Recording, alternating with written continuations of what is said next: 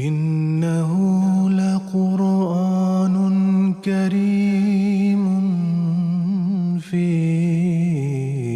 كتاب مكنون لا يمسه إلا المطهرون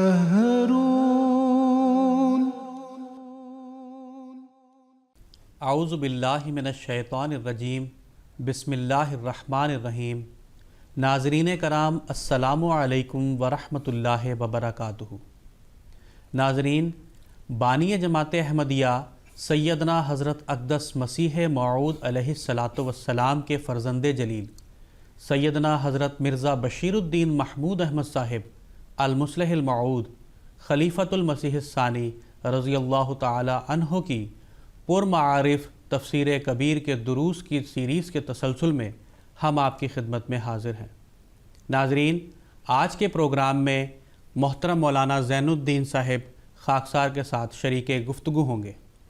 ناظرین، گزشتہ پروگرام میں سورہ بقرہ کے مضامین کے خلاصہ کو رکوع وائز پیش کیا جا رہا تھا۔ آج ہم اس کے اگلے حصے کو آپ کے سامنے پیش کریں گے۔ میں محترم مولانا زین الدین صاحب سے درخواست کرتا ہوں کہ آج کے درس کا آغاز فرمائیں۔ شکریہ نسیم اللہ صاحب۔ حضور رضی اللہ تعالی عنہ سورہ بقرہ کا رکوع نمبر 21 کے مضامین کا خلاصہ بیان کرتے ہوئے فرماتے ہیں، اس رکوع سے ابراہیمی پیشگوئی کے دوسرے پہلو کو لیا ہے، یعنی شریعت اور اس کی حکمتوں کے بیان کو، اور سب سے پہلے حلال اور طیب کھانے کی تعلیم دی ہے، کیونکہ انسانی اعمال اس کے ذہنی حالت کے تابع ہیں، اور ذہنی حالت غذا سے متاثر ہوتی ہے۔ حلال وہ ہے جس کی شریعت اجازت دے، اور طیب وہ جس کی اصول صحت اور رواج ملکی اور ذوق صحیح اجازت دے۔ ممنوع غذاؤں کے بارے میں 4 اصول بتائیں کہ وہ غذائیں استعمال نہ کرو جو مردار ہوں، یعنی ان میں سڑان شروع ہو گئی ہو، یا جو خون کی مانند ہو یعنی زہروں پر مشتمل ہو، یا جو سور کے گوشت کی طرح ہوں کہ وہ بد اخلاق جانور ہیں اور اس کے استعمال سے انسان اس کے اخلاق کو قبول کر لیتا ہے، یا جو بے غیرتی پیدا کرنے والی ہوں جیسے مشرکانہ رسوم کے کھانے وغیرہ وغیرہ۔ خلاصہ رکوع نمبر 22۔ حضور فرماتے ہیں، اس رکوع میں اسلامی تعلیم کا خلاصہ بیان کیا ہے، یعنی اللہ، یوم آخر، کتب سماویہ اور انبیاء پر ایمان لانا ضروری ہے تاکہ کسی سچائی کا انکار نہ ہو، اور بندوں سے حسن سلوک بھی ضروری ہے، اور اللہ تعالیٰ کی عبادت اور قومی چندے بھی ضروری ہے، اخلاق حسنہ، صبر اور ایفاء عہد بھی ضروری ہے، اور انصاف کا قیام اور اپنے رشتہ داروں کی جائز مدد اور قوانین تمدن کا قیام بھی ضروری ہے، جس کے اہم قانونوں میں سے ایک قانون وراثت بھی ہے۔ خلاصہ رکوع نمبر 23۔ فرمایا، اخلاقی قانون کو پورا کرنے کے لیے ظاہری ریاضت بھی ضروری ہے، چنانچہ اس کے لیے اسلام نے روزے مقرر کیے ہیں، اس سے اخلاق درست ہوتے ہیں اور دعاؤں کی توفیق ملتی ہے اور ان میں اثر پیدا ہوتا ہے۔ خلاصہ رکوع نمبر 24 اور 25۔ اس رکوع میں حج کے قواعد بیان کیے گئے ہیں جو اجتماع امت کا ذریعہ ہے، اور بتایا ہے کہ ایسے پرامن مقام کے راستے میں جو لوگ فساد پیدا کرتے ہیں ان سے جنگ کرنی فساد نہیں بلکہ امن کا قیام ہے، پس مسلمانوں کو ایسے لوگوں سے جنگ کرنے سے نہیں کرنا چاہیے، اور بتایا ہے کہ ایک مرکز کے بغیر سب عالم ایک رسی میں نہیں بن سکتا، پس حج کے حکم کو معمولی حکم نہ سمجھے۔ جی، اس سے آگے سیدنا حضرت خلیفۃ المسیح ثانی رضی اللہ تعالیٰ عنہ فرما رہے ہیں، خلاصہ رکوع نمبر 26 آپ بیان کر رہے ہیں، اس میں احکام کی حکمتوں کو بیان کیا گیا ہے اور بتایا ہے کہ شریعت کو فضول نہیں سمجھنا چاہیے، ظاہر باطن کی درستی کا موجب ہوتا ہے، اور شریعت کی مخالفت کی اصل وجہ دنیا کی محبت ہوتی ہے کہ انسان اپنے اوقات اور اموال خدا کی راہ میں خرچ کرنا پسند نہیں کرتا اور بہانے بنا کر اس بوجھ سے بچنا چاہتا ہے۔ ایسے ہی بہانوں سے دنیا میں اختلافات بڑھتے ہیں اور انبیاء کی لائی ہوئی تعلیم کو لوگ کچھ کا کچھ بنا دیتے ہیں، حالانکہ روحانیت بغیر قربانی کے حاصل نہیں ہو سکتی۔ پھر صدقہ و خیرات کا ذکر کیا ہے کہ اس کا مصرف کیا ہے، اور بتایا ہے کہ سب سے بڑا مصرف صدقہ کا جہاد فی سبیل اللہ ہے، جبکہ لوگ دین میں دخل اندازی کریں اور حریت ضمیر کو روکیں۔ خلاصہ رکو نمبر 27، ایسے وقت میں جنگ ضروری ہوتی ہے اور مالی جانی قربانی لازمی، حتیٰ کہ اگر دشمنان صداقت حج کے مہینوں میں بھی کہ عام حالتوں میں ان میں لڑائی منع ہے جنگ کریں تو تم کو بھی ان میں جنگ کرنا جائز ہو جائے گا۔ جنگ کے ایام میں لوگ جوئے اور شراب کی طرف رغبت کرتے ہیں تاکہ دل کو بہلائیں اور جنگ کے لیے روپیہ جمع کریں۔ فرمایا کہ مسلمانوں کی جنگ تو ایک دینی جنگ ہے، ان کے دل کے بہلنے کا سامان تو اللہ تعالیٰ کی رضا میں موجود ہے، انہیں ان برے کاموں سے پرہیز چاہیے۔ پھر بتایا کہ اموال کی قربانی کی حد کوئی نہیں، جو زیادہ سے زیادہ قربانی جس سے دوسروں کے حقوق کو نقصان نہ پہنچتا ہو انسان کر سکے کرے۔ پھر فرمایا جنگوں کی وجہ سے کثرت سے یتامہ رہ جائیں گے، ان کے بارے میں حکم یاد رکھو کہ بہتر سے بہتر سلوک ان سے کرنا، اور یاد رکھنا کہ مشرک عورتوں مردوں سے شادی نہ کرنا کہ اس سے نظام میں خلل آتا ہے۔ خلاصہ رکو نمبر 28 تا 31، حضور فرماتے ہیں پھر عورتوں کے عام احکام بیان فرمائے کہ حیض میں ان کے قریب نہ جاؤ اور ان سے حسن سلوک کرو، اور اگر کسی مجبوری سے ان سے قطع تعلق کرنا پڑے تو 4 ماہ سے زیادہ ایسا نہ کرو، ہاں بالکل تعلق قائم نہ رکھ سکتے ہو تو طلاق دے دو۔ پھر طلاق کے احکام بیان کیے اور رضاعت اور بیواؤں کے بھی۔ اس جگہ کتاب اور حکمت کا مضمون ختم ہوا۔ خلاصہ رکو نمبر 32 و 33، رکو نمبر 32 سے تزکیہ کے اصول بیان کرنے شروع کیے۔ بتایا کہ قومی ترقی بغیر قربانی کے نہیں ہوتی، پس یاد رکھو کہ وہی قوم زندہ ہو سکتی ہے جو اپنے لیے موت کو قبول کر لے، اور اس دنیا میں اللہ تعالیٰ احیائے موتا اسی طرح کرتا ہے کہ ایسے احکام دیتا ہے جو قوم کو بمنزلہ موت نظر آتے ہیں، مگر جب وہ ان پر عمل کر لیتی ہے تو اسے زندگی مل جاتی ہے۔ یہ آگے حضور خلاصہ رکوع نمبر 34 کے ضمن میں فرماتے ہیں کہ زندگی کا اعتبار نہیں، اس لیے جلد سے جلد نیکی کی طرف توجہ کرنی چاہیے اور اللہ تعالیٰ سے تعلق پیدا کرنا چاہیے۔ پھر اللہ تعالیٰ کی ذات و صفات کے بارے میں ایک مختصر مگر جامع بیان دیا جو آیت الکرسی کہلاتا ہے، جسے رسول کریم صلی اللہ علیہ وسلم نے قرآن کریم کی بہترین آیت قرار دیا ہے۔ پھر فرمایا ایسی اعلیٰ صفات والے خدا سے تعلق کسی جبر کا محتاج نہیں، بلکہ اس کا حسن خود دلوں کو موہ لیتا ہے، اور یہی تعلق مفید ہو سکتا ہے۔ بس دین کے بارے میں جبر سے کام نہ لو، کیونکہ مذہب کی غرض تزکیہ ہے اور جبر سے دلوں کا تزکیہ نہیں ہو سکتا۔ اللہ تعالیٰ جن کو اپنے قرب میں جگہ دیتا ہے ان کے دلوں کی تاریکی کو دلائل و براہین سے دور کرتا ہے، صرف ظاہری اقرار کو وہ پسند نہیں کرتا۔ خلاصہ رکوع نمبر 35 فرمایا اللہ تعالیٰ کی طرف سے پاکیزگی اللہ تعالیٰ کی طرف سے پاکیزگی عطا کرنے کے 2 طریقے ہیں۔ اول افراد کی پاکیزگی جو براہ راست بندوں کو عطا کی جاتی ہے جیسے انبیاء کو، دوسرے اقوام کی پاکیزگی جو انبیاء کے ذریعے سے انہیں حاصل ہوتی ہے۔ پھر فرمایا کہ پاکیزگی کی یہ اقسام ابراہیم کی اولاد کو 4 زمانوں میں خاص طور پر ملنی مقدر ہے۔ خلاصہ رکوع نمبر 36 پھر فرمایا کہ قومی پاکیزگی کے حصول کے لیے جد و جہد کی بھی اور تعاون باہمی کی بھی ضرورت ہوتی ہے۔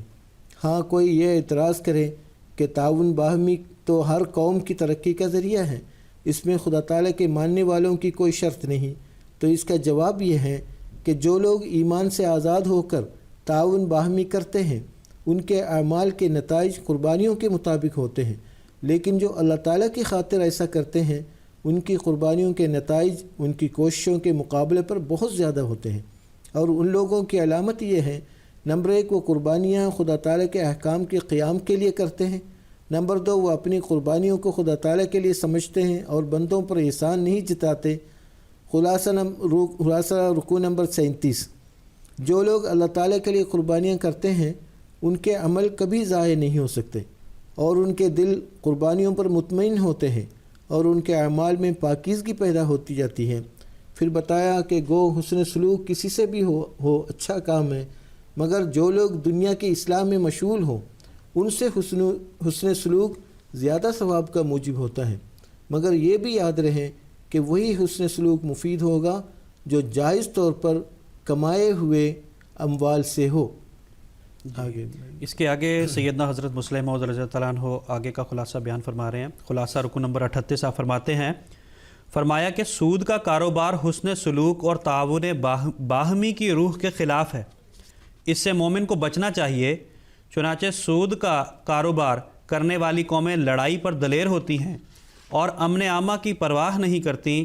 اس بات سے مت ڈرو کہ سود کے بغیر ترقی نہیں ہو سکتی. دنیا میں ایسے سامان پیدا کر دیے جائیں گے کہ سود خوار قومیں تباہ ہو جائیں گی. خلاصہ رکو نمبر 39.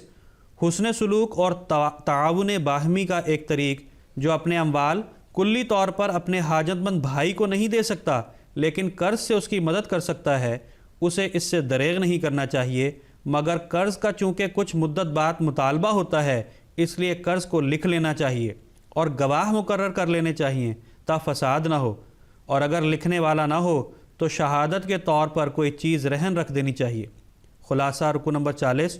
مگر سب سے بڑا گر پاکیزگی اور طہارت کا: نمبر 1 اللہ تعالیٰ کی صفات کو سامنے رکھنا، نمبر 2 کلام الہی پر ایمان اور تدبر، نمبر 3 انبیاء اور صلحاء اور اشخاص متعلقہ کی دعا ہے. حضور آگے فرماتے ہیں، یہ خلاصہ ہے سورہ بقرہ کا، اور اس میں بلا واسطہ تو یہود و نصارہ اور قریش پر اس رنگ میں حجت تمام کی گئی ہے کہ ابراہیم کی ایک دعا کا جو مقبول بارگاہ الہی ہو چکی پورا ہونا باقی تھا. محمد رسول اللہ صلی اللہ علیہ وسلم کا وجود اس دعا کو پورا کرتا ہے.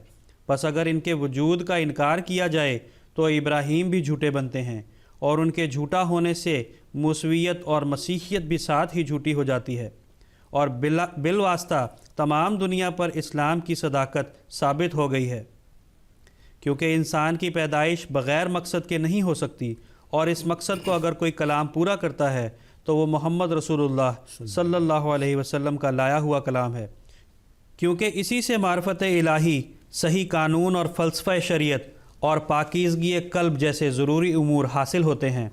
حضور آگے فرماتے ہیں کہ اگر کوئی ان نوٹوں کی مدد سے سورہ بقرہ کو پڑھے گا تو میں سمجھتا ہوں اسے اس صورت میں ایک نیا لطف آئے گا اور اس کے مطالب کا ایک وسیع دروازہ اس کے لیے کھل جائے گا انشاءاللہ تعالی. اس کے بعد حضور سورہ بقرہ کا تعلق سورہ فاتحہ سے بیان کرتے ہوئے فرماتے ہیں، سورہ فاتحہ کا تعلق تو کلام الہی کا خلاصہ ہونے کی وجہ سے سب ہی صورتوں سے ہے، لیکن سورہ بقرہ کو چونکہ اس کے مان بعد رکھا گیا ہے، اس صورت کا تعلق سورہ فاتحہ سے یقیناً سب سے زیادہ ہے. چنانچہ اول تعلق تو اس کا اس سے یہ ہے کہ جس طرح سورہ فاتحہ خلاصہ ہے سارے قرآن کریم کا، اسی طرح یہ صورت بھی خلاصہ ہے سب قرآن کا، کیونکہ اس میں دلائل و براہین بھی بیان کیے گئے ہیں، شریعت بھی اور فلسفہ شریعت بھی، اور پاکیزگی اور طہارت کے گر بھی بیان کیے گئے ہیں، اور ابراہیمی دعا میں آخری موعود کی بعثت کا یہی مقصد بیان کیا گیا ہے.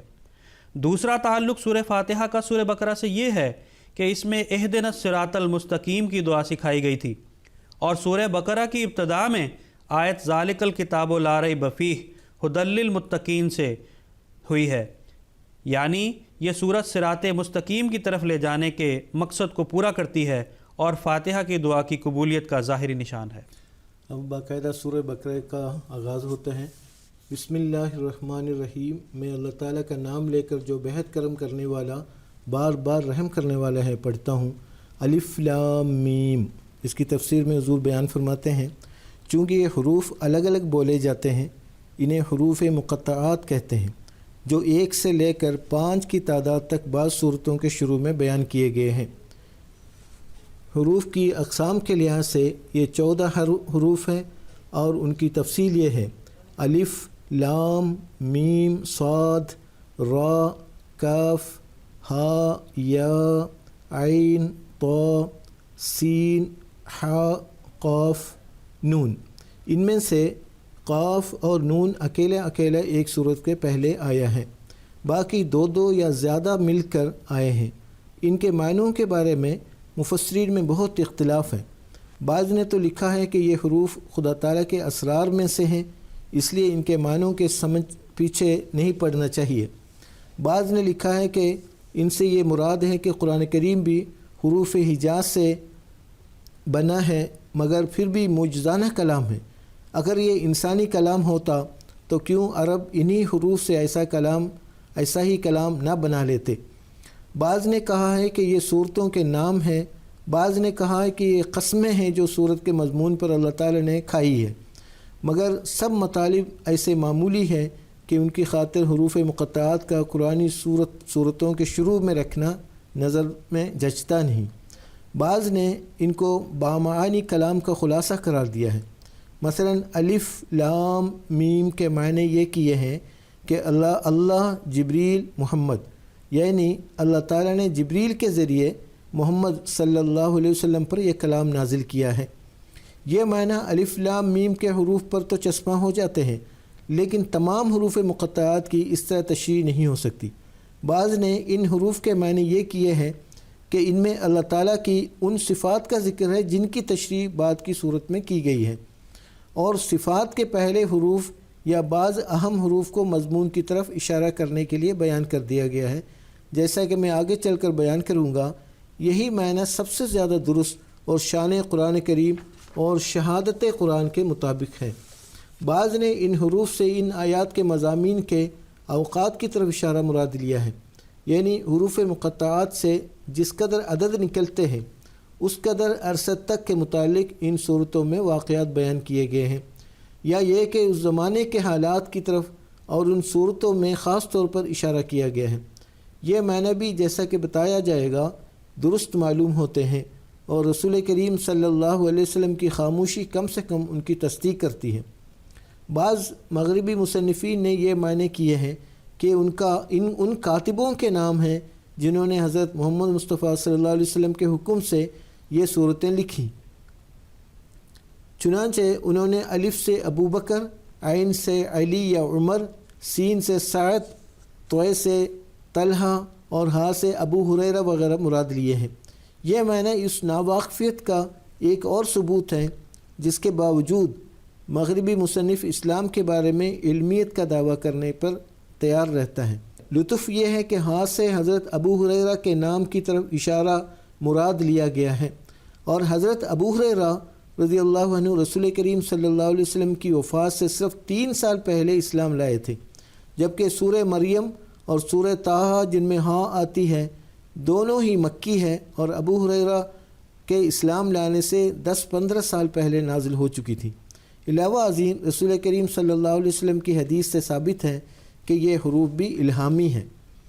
نیز یہ امر بھی یاد رکھنے کے قابل ہے کہ اگر یہ صورتیں دوسرے صحابہ سے تیار کروائی گئی تھیں تو اس کے یہ معنی ہوں گے کہ رسول کریم صلی اللہ علیہ وسلم نے اس قدر افراد کو اپنے جھوٹے ہونے کا نعوذ باللہ من ذالک گواہ بنا لیا۔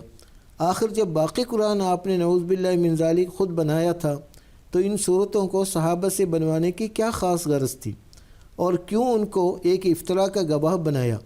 اور اگر بغرض محال ایسا کیا بھی تھا تو ان ناموں کو شروع میں رکھ کر اس افتراء کا ثبوت کیوں بہم پہنچایا؟ ایسا کام تو ایک نیم عقل کا انسان بھی نہیں کر سکتا۔ جی، حروف مقطعات قرآن کریم کی وحی کا حصہ ہے، اس بارے میں سیدنا حضرت مسلم موعود رضی اللہ تعالیٰ عنہ بیان فرما رہے ہیں۔ اس امر کا ثبوت کہ ان حروف کو رسول کریم صلی اللہ علیہ وسلم نے قرآن کریم کی وحی کا حصہ قرار دیا ہے، اس حدیث سے ملتا ہے جو بخاری نے اپنی کتاب تاریخ میں، نیز ترمذی اور حاکم نے عبداللہ ابن مسعود سے نقل کی ہے۔ وہ فرماتے ہیں، قال رسول اللہ صلی اللہ علیہ وسلم من قرأ حرفا من کتاب اللہ فلہ بہ حسنۃ والحسنۃ بعشر امثالها لا اقول الف لام میم حرف ولكن الف حرف ولام حرف ومیم حرف۔ ترمذی ابواب فضائل القرآن۔ اس کا ترجمہ یہ ہے کہ رسول کریم صلی اللہ علیہ وسلم نے فرمایا کہ جو شخص اللہ تعالیٰ کی کتاب یعنی قرآن کریم کا ایک حرف بھی پڑھے وہ جنت کا مستحق ہوگا، اور اس کی یہ نیکی 10 گنے ثواب کا مستحق اسے بنا دے گی۔ اور میں یہ نہیں کہتا کہ الف لام میم ایک حرف ہے، بلکہ الف لام میم کا الف ایک مستقل حرف ہے، اور لام ایک مستقل حرف ہے، اور میم ایک مستقل حرف ہے۔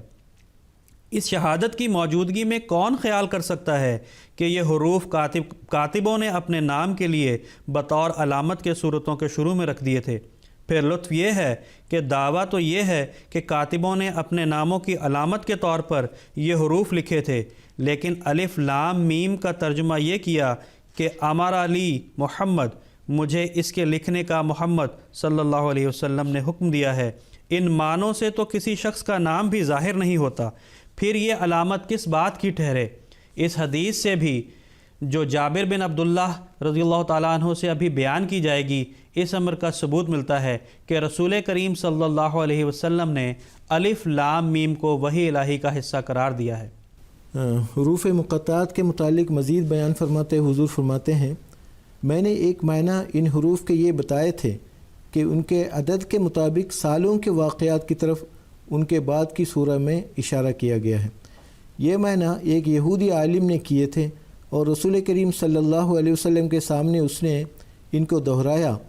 آپ نے اس کی تردید نہیں کی بلکہ ایک رنگ میں تصدیق کی، اس لیے معنی بھی قابل غور ضرور ہے اور تدبر کرنے والوں کے لیے اس تفسیر سے کئی نئے مطالب کی راہ کھل جاتی ہے۔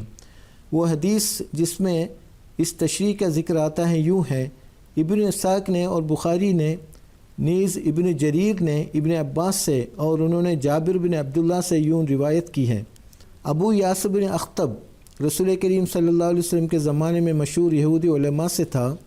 کچھ یہود سمیت رسول کریم صلی اللہ علیہ وسلم کے پاس سے گزرا جبکہ آپ سورہ بقرہ کی ابتدائی آیات پڑھ رہے تھے، یعنی الف لام میم ذالک الکتاب لا ریب فیہ۔ وہ یہ سن کر اپنے بھائی حیی بن اخطب کے پاس، جبکہ وہ یہود کی ایک جماعت کے پاس بیٹھا ہوا تھا، آیا اور کہا کہ تم کو کچھ معلوم ہے؟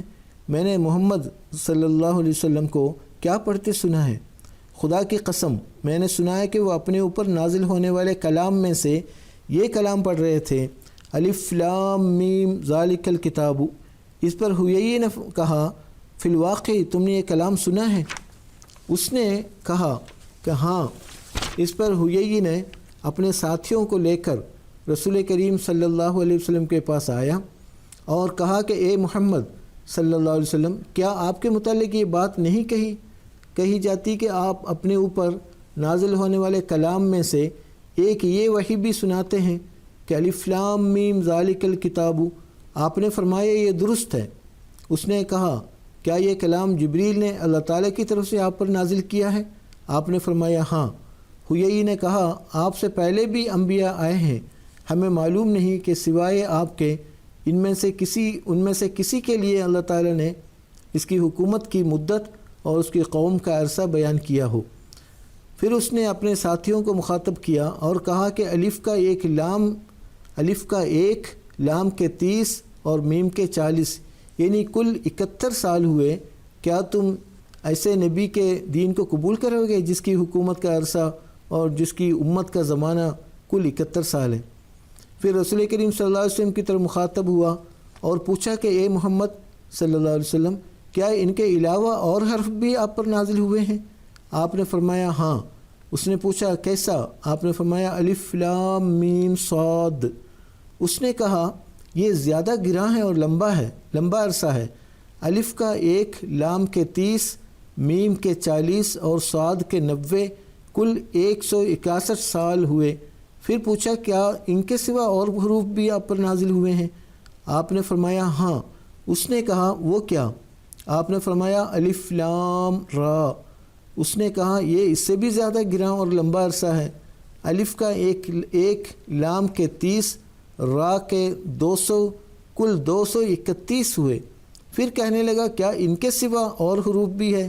آپ نے فرمایا ہاں، اور وہ الف لام میم را کے حروف ہیں۔ اس پر وہ بولا کہ یہ تو پہلے سے بھی گراں اور لمبا عرصہ ہے۔ الف کا 1، لام کے 30، میم کے 40 اور را کے 200 ہوئے، کل 271 سال کا عرصہ ہوا۔ پھر کہنے لگا اے محمد صلی اللہ علیہ وسلم، آپ کا معاملہ ہم پر مشتبہ ہو گیا ہے، پتہ نہیں لگتا کہ آپ کو لمبی عمر عطا ہوئی ہے یا چھوٹی۔ پھر اور اس کے ساتھی اٹھ کر چلے گئے۔ راستے پر ابو یاسر نے اپنے بھائی اور دوسرے یہودی علماء سے کہا کیا معلوم کہ یہ سب زمانے محمد صلی اللہ علیہ وسلم کے لیے اکٹھے کر دیے گئے ہوں جن کی میزان 730 سال ہوتی ہے۔ اس پر سب نے کہا کہ معاملہ کچھ مشتبہ ہی ہو گیا ہے۔ اس حدیث سے معلوم ہوتا ہے کہ یہود نے ان حروف سے سالوں کی تعداد مراد لی تھی۔ وہ رسول کریم صلی اللہ علیہ وسلم کے سامنے اپنے خیال کا اظہار بھی کیا تھا اور آپ نے ان کے خیال کی تردید نہیں فرمائی۔ جی، اس سے آگے سیدنا حضرت مسلم موعود رضی اللہ تعالیٰ عنہ جو یہود کی طرف سے حروف مقطعات کے متعلق خیال کیا جاتا ہے اس کی تردید بیان کرتے ہوئے آپ فرماتے ہیں، یہود کا یہ خیال کہ ان حروف سے امت محمدیہ کا زمانہ بتایا گیا ہے ایک بالبداہت غلط بات ہے، کیونکہ امت محمدیہ کا زمانہ تو تا قیامت ہے، لیکن رسول کریم صلی اللہ علیہ وسلم کا تردید نہ کرنا بھی کچھ معنی ضرور رکھتا ہے، اور اس کو مد نظر رکھتے ہوئے اور صورتوں کے مضامین کو دیکھتے ہوئے ہم کہہ سکتے ہیں کہ یہ حروف اپنی عددی قیمت کے لحاظ سے اس زمانہ کی طرف اشارہ کرتے ہیں جس کے واقعات خاص طور پر اس صورت میں بیان کیے گئے ہیں، جس کی ابتداء میں وہ حروف آئے ہیں، خواہ اس لحاظ سے کہ بعثت نبوی کے بعد اتنے عرصہ کے اختتام پر وہ واقعات ہوئے، یا اس لحاظ سے کہ اس عرصہ کے اختتام پر وہ واقعات شروع ہوئے۔ اگر اس خیال کو درست سمجھا جائے تو یہ بات تو واضح ہے کہ سورہ بقرہ کے واقعات بعثت کے بعد کے 71 سال کے واقعات کا مختصر خاکہ ہیں۔ حضرت معاویہ سن 60 ہجری میں فوت ہوئے ہیں، اس میں 13 سال قبل ہجرت کے شامل کیے جائیں تو یہ سن 73 ہجری ہوتا ہے۔ یزید کی بیعت حضرت معاویہ نے وفات سے 1-2 سال پہلے لی ہے، چونکہ اسی وقت سے اصل فتنہ شروع ہوا ہے، اس لیے ابتدائی اسلام اور ترقی اسلام کا زمانہ 71 سال ہوتا ہے، اور اسی زمانہ کا نقشہ سورہ بقرہ میں کھینچا گیا ہے۔ دوسری سورہ مریم ہے، اس سے پہلے کاف، ہا، یا، عین، صاد کے الفاظ ہیں جن کی مجموعی رقم 195 ہوتی ہے۔ سورہ مریم میں مسیحیت کی ترقی کا ذکر ہے، اور خصوصاً دوسری ترقی کا جو اسلامی ترقی کے بعد ہونی تھی۔ تاریخ سے معلوم ہوتا ہے کہ اس سال سے مسیحیت نے دوبارہ سر نکالا ہے۔ یہی سال ہے جس میں اسلامی تاریخ میں پہلی دفعہ کوشش کی گئی کہ جس وقت معتصم باللہ مسیحی رومی حکومت کے خلاف لڑ رہا تھا اسے معزول کر کے عباس بن مامون کو خلیفہ مقرر کر دیا جائے، اور اس طرح مسیحیوں کے مقابل پر اسلام کو ضعف پہنچایا جائے۔ اسی زمانہ کے قریب مسیحیوں نے دوبارہ اسپین پر حملہ کر کے اس کے کچھ حصے کو واپس لے لیے، اور اسی زمانہ کے قریب یہ بدبختی کا واقعہ دیکھنے میں آیا کہ خلافت اندلس نے خلافت عباسیہ کے خلاف روما کے عیسائی بادشاہ سے خفیہ معاہدہ کیا، اور عباسی حکومت کے شاہ فرانس سے اسپین کے اسلامی حکومت کے خلاف دوستانہ تعلقات قائم کیے، اور اس طرح اسلامی سیاست میں مسیحیوں کو داخل کر کے مسیحیت کی ترقی اور اسلام کے تنزل کی داغ بیل ڈال دی۔ میری رائے میں اگر دوسری صورتوں پر بھی غور کیا جائے تو زمانہ کے لحاظ سے کافی روشنی ان مضامین پر پڑے گی۔ اب میں حروف مقطعات کے بارے میں وہ تحقیق لکھتا ہوں جس کی بنیاد حضرت ابن عباس رضی اللہ عنہ اور حضرت علی رضی اللہ عنہ کے کیے ہوئے معنوں پر ہے، اور وہ تحقیق یہ ہے، حضور آگے فرما رہے ہیں، حروف مقطعات اپنے اندر بہت سے راز رکھتے ہیں، ان میں سے بعض راز بعض ایسے افراد کے ساتھ تعلق رکھتے ہیں جن کا قرآن کریم سے ایسا گہرا تعلق ہے کہ ان کا ذکر قرآن کریم میں ہونا چاہیے، لیکن اس کے علاوہ یہ الفاظ قرآن کریم کے بعض مضامین کے لیے کفل کا بھی کام دیتے ہیں۔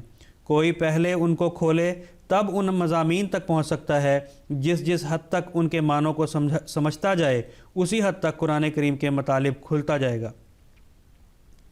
جس حد تک ان کے معنوں کو سمجھتا جائے اسی حد تک قرآن کریم کا مطلب کھلتا جائے گا۔ میری تحقیق یہ بتاتی ہے کہ جب حروف مقطعات بدلتے ہیں تو مضمون قرآن جدید ہو جاتا ہے، اور جب کسی صورت کے پہلے حروف مقطعات استعمال کیے جاتے ہیں تو جس قدر صورتیں اس کے بعد ایسی آتی ہیں جس کے پہلے مقطعات نہیں ہوتے، ان میں ایک ہی مضمون ہوتا ہے۔ اسی طرح جن صورتوں میں وہی حروف مقطعات دہرائے جاتے ہیں وہ ساری صورتیں مضمون کے لحاظ سے ایک ہی لڑی میں پروئی ہوئی ہوتی ہیں۔ اس قاعدہ کے مطابق میرے نزدیک سورہ بقرہ سے لے کر سورہ توبہ تک ایک ہی مضمون ہے، اور یہ سب صورتیں الف لام میم سے تعلق رکھتی ہیں۔ سورہ بقرہ الف لام میم سے شروع ہوتی ہے، پھر سورہ آل عمران بھی الف لام میم سے شروع ہوتی ہے، پھر سورہ نساء، سورہ مائدہ اور سورہ انعام حروف مقطعات سے خالی ہیں، اور اس طرح گویا پہلی صورتوں کے تابع ہیں جن کی ابتدا الف لام میم سے ہوتی ہے۔ اس کے بعد سورہ اعراف الف لام میم صاد سے شروع ہوتی ہے، اس میں بھی وہی الف لام میم موجود ہے، ہاں حرف صاد کی زیادتی ہوئی ہے۔ اس کے بعد سورہ انفال اور برات حروف مقاطعات سے خالی ہیں، پس سورہ برات تک الف لام میم کا مضمون چلتا ہے۔ سورہ اعراف میں جو صاد بڑھایا گیا ہے اس کی وجہ یہ ہے کہ یہ حرف تصدیق کی طرف لے جاتا ہے۔ سورہ اعراف، انفال اور توبہ میں رسول کریم صلی اللہ علیہ وسلم کی کامیابی اور اسلام کی ترقی کا ذکر کیا گیا ہے۔ سورہ اعراف میں اصولی طور پر اور انفال میں اور توبہ میں تفصیلی طور پر تصدیق کی بحث ہے، اس لیے وہاں صاد کو بڑھا دیا گیا ہے۔ سورہ یونس سے الف لام میم کی بجائے الف لام را شروع ہو گیا ہے۔ الف لام تو وہی رہا اور میم کو بدل کر را کر دیا، پس یہاں مضمون بدل گیا، اور فرق یہ ہوا کہ بقرہ سے لے کر توبہ تک تو علمی نقطہ نگاہ سے بحث کی گئی تھی، اور سورہ یونس سے لے کر سورہ کہف تک واقعات کی بحث کی گئی ہے، اور واقعات کے نتائج پر بحث کو منحصر رکھا گیا ہے۔ اس لیے فرمایا کہ الف لام را یعنی انا اللہ ارا، میں اللہ ہوں جو سب کچھ دیکھتا ہوں اور تمام دنیا کی تاریخوں پر نظر رکھے ہوئے اس کلام کو تمہارے سامنے رکھتا ہوں۔ غرض ان صورتوں میں رویت کی صفت پر زیادہ بحث کی گئی ہے اور پہلی صورتوں میں علم کی صفت پر زیادہ بحث تھی۔ ناظرین، اس کے ساتھ ہی ہمارے آج کے اس پروگرام کا وقت ہوا چاہتا ہے۔